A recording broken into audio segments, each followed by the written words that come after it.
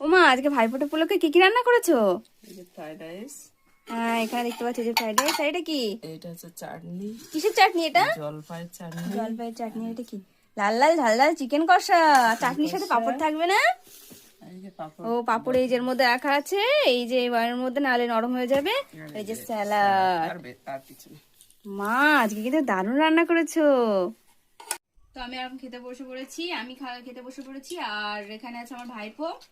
তো আমরা খেয়ে দেখি কেমন হয়েছে। দারুণ তো লাগছে, কালারটা দেখেই তো মনে হচ্ছে খুব টেস্টি হয়েছে। তো এই যে আলু নিয়েছি, একটু মাংস দিয়েছি, একটু মেখেছি।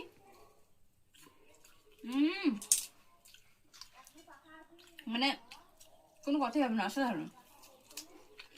কেমন হয়েছে সেটা দেখ, দেখ বল একটু বন্ধুদেরকে কেমন হয়েছে। ভালো,